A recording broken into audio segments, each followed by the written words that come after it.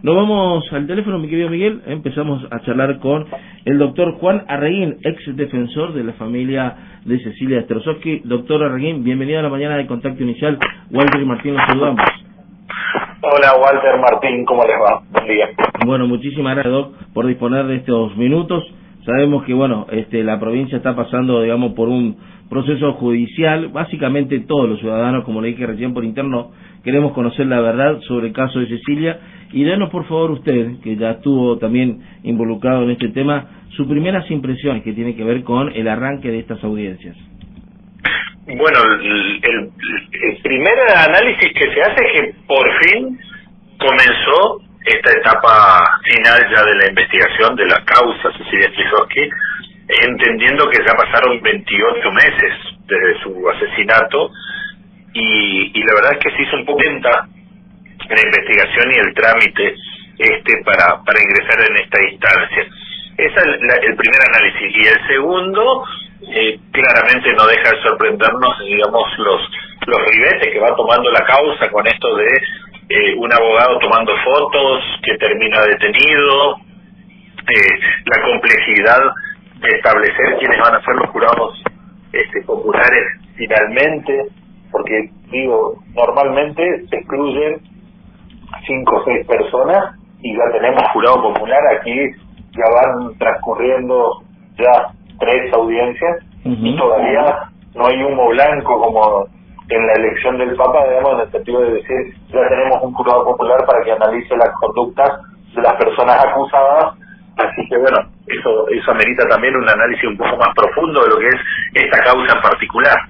Doctor, lento por seguro vendría a ser uno de los títulos que le quiero compartir con usted, es decir, que hasta últimas audiencias preliminares o técnicas que llevó adelante la doctora Dolly Fernández se presentaron pruebas, es decir, que hasta último momento había material, todavía jurídico para poner a disposición. Por eso también que se extendió el plazo del inicio de estas audiencias y del juicio, ¿no? Sí, hay que entender que hay más de 400 pruebas recolectadas por los investigadores. De estas 400 pruebas hay que entender que técnicamente al juicio no se incorporan documentos, sino que se incorporan testimonios. Entonces, cada una de las personas que participó en las pericias, por ejemplo, de los restos de la valija, de la investigación de esta cama que tenía manchas de sangre, del colchón, los policías que hicieron el análisis de los sistemas de videoseguridad, de la cámara de videoseguridad de la vecina de Locena, las personas que inspeccionaron y que lograron encontrar esos huesos calcinados en el fondo del río Tragadero, van a ser citados a prestar declaración testimonial. ¿Qué quiere decir esto?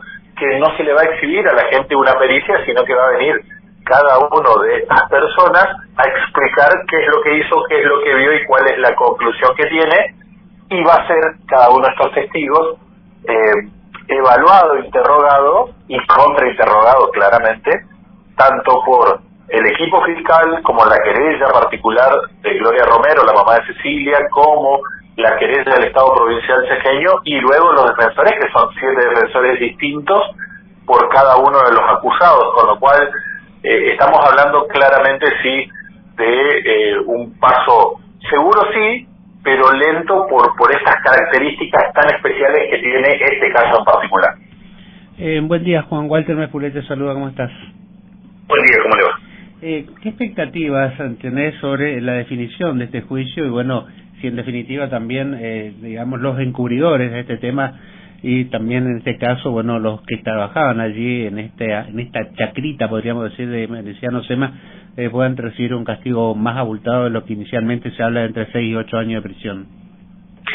Bueno, la primera aproximación es entender que aquí se está investigando un femicidio. Esto es el asesinato de un hombre hacia una mujer, el asesinato de una mujer provocado por un hombre, en este caso, no solo por un contexto de violencia, que es lo que exige la ley penal, sino también que era el esposo, porque ellos se habían casado por civil y el divorcio nunca fue inscripto en el registro civil de las personas, con la participación, esto dicen los fiscales, activa y decisiva de los padres del asesino. Esto así quiere decir que por participar criminalmente en el femicidio de Cecilia Strisowski hay 3 personas imputadas, y estas personas, si son encontradas culpables por el jurado popular, tienen un solo tipo de condena, que es la de prisión perpetua. Eso como única salida si es que son encontrados culpables. Ahora bien, el resto de los imputados, estos 4 colaboradores, están dependiendo de esta situación principal, porque el encubrimiento tiene que ver con la existencia del delito, es una cuestión que nosotros decimos accesoria, con lo cual, una vez que se resuelva si hubo o no femicidio y si son o no culpables los SENA, que yo creo y espero, obviamente, que sean encontrados culpables los 3, se tendría que definir primero si son culpables o no los encubridores.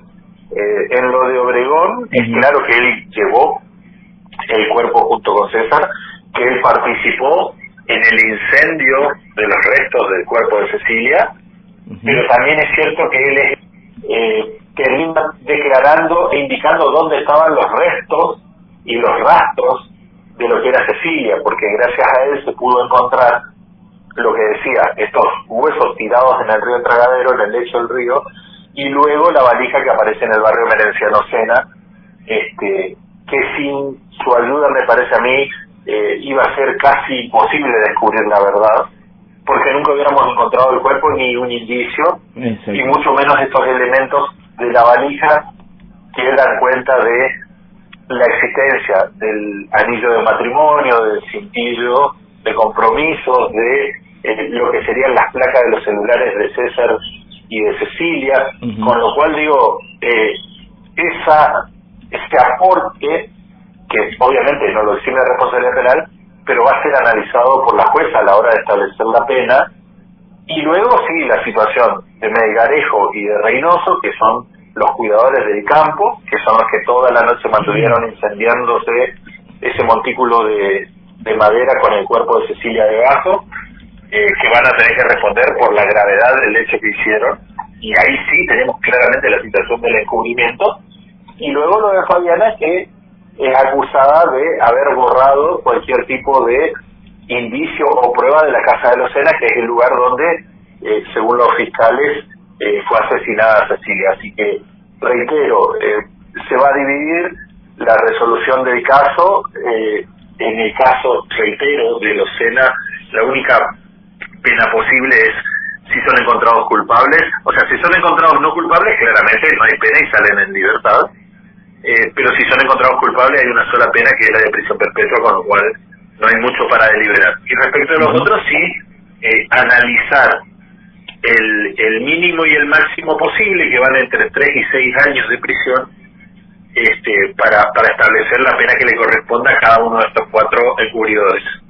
Doctor Arreguín, este tema también del caso Cecilia llevó a ribetes nacionales e internacionales, vinculado con la política y sobre todo sobre el tramado político detrás de todo esto, debido a que, según algunos testimonios, aseguraban que existía, digamos, un mensaje, un audio o algo que vincule justamente a estos imputados con el ex gobernador Jorge Capitanich, ese famoso mensaje que salió publicado en todos los medios diciendo la negra se mandó una macana, refiriéndose obviamente a Marcela Acuña y en comunicación directa con el ex gobernador. Yo digo y pregunto, ¿por qué el ex gobernador Capitanich no fue citado como testigo, por lo menos en esta causa?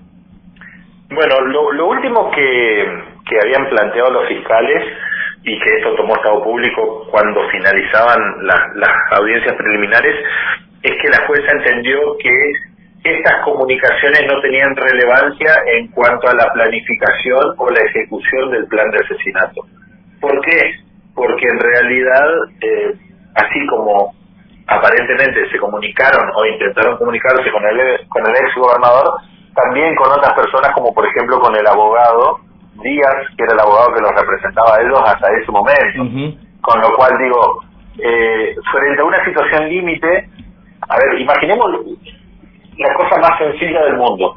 Cualquiera de ustedes o yo vamos circulando por una avenida y tenemos un accidente de tránsito. Enseguida uno llama sea culpable o sea inocente, sea el que cometió la falta de tránsito o el que la recibió, llamamos a alguien para que nos auxilie, para que nos ayude, a un abogado para que nos asesore. Digo, eso no hace que esa tercera persona sea parte de lo que se va a analizar. Bueno, aquí estamos analizando el asesinato de Cecilia, la planificación. Correcto, doctor, pero el pensamiento público, el pensamiento del pueblo, debería haber sido citado por lo menos porque tiene calidad de cómplice, debido a que si esto estaba relacionado obviamente con la desaparición de Cecilia, que ya estaba denunciado previamente a este mensaje, lo que le hace al ex gobernador cómplice, digamos, de haber ocultado, digamos, algún vínculo, o por lo menos información con respecto digamos, a la desaparición. Sí, lo que ocurre es que en realidad el gobernador nunca se reunió ni con las víctimas ni con los fiscales, con lo cual eso lo excluyó, y obviamente yo entiendo que los fiscales entendían que era preferible avanzar sobre los cenes y sus encubridores y no sobre el resto de la gente, porque sí se habían reunido en su momento con la madre de Cecilia, la vicegobernadora Rach Quiroga en ese momento, con la doctora Salazar, que era la ministra de Seguridad. Digo, en realidad a la justicia nunca le interesó ir por esa línea de investigación, sino concentrarse en tratar de descifrar qué es lo que ocurrió con Cecilia. O una vez alejado obviamente del caso, doctora Reguín, ¿por qué cree que la justicia no puso justamente el ojo o la lupa, como se dice en ese lugar, si finalmente el vínculo está absolutamente expreso, digamos, entre, digamos, los imputados de este asesinato con el vínculo político? Lo que pasa es que ese es el límite, el límite que entendieron los fiscales es que no había elementos para vincularlo directamente al femicidio, y tampoco con el encubrimiento, porque también es cierto que muy poco pudo actuar el ex gobernador, porque apenas ocurrió el hecho empezaron las marchas, vinieron los medios de todo el país, más los medios locales, y obviamente esto se hizo tan visible que también la justicia tuvo que acelerar y avanzar en la investigación, y la política no pudo hacer nada. Correcto. Doctor, por último, y agradeciendo también este contacto con nosotros, amén de toda esta circunstancia y lo que vaya sucediendo en las próximas audiencias, se cree que por lo menos un mes o un periodo de más o menos 20 días durará, digamos, todo este proceso de juicio. ¿Dónde va a estar usted parado en este momento? Obviamente, calculo y pretendemos que va a estar cerca de la familia Romero, pero a su vez también, como ciudadano, va a estar también interesado en conocer la verdad, ¿no? Sí, la verdad es que mi compromiso para con la causa sigue vigente. Obviamente, lo que todos saben, digamos, un desencuentro con la madre Cecilia, pero me une una gran amistad, primero con Gustavo Brien, que es un colega de Corrientes con el que muchas veces trabajamos, y con Sonia Valenzuela, que es la subsecretaria de Género de la provincia, que son los dos abogados que van a llevar la querella en compañía del equipo fiscal. Así que estamos ahí, obviamente, asesorando, dando ideas, opinando cuando se puede, y sí, del lado del pedido de justicia, porque sean quienes sean los acusados, lo cierto es que mataron a una joven que no tenía nada que ver ni con política ni con nada, y bueno, hay que pagar por los actos que uno realiza, en este caso, bueno, un brutal femicidio, ¿no? Así es. Doctor Juan Reguín, abogado penalista y ex defensor de la familia Romero, muchísimas gracias por este contacto con nosotros, ¿sí? Muchísimas gracias a ustedes por el espacio y a disposición.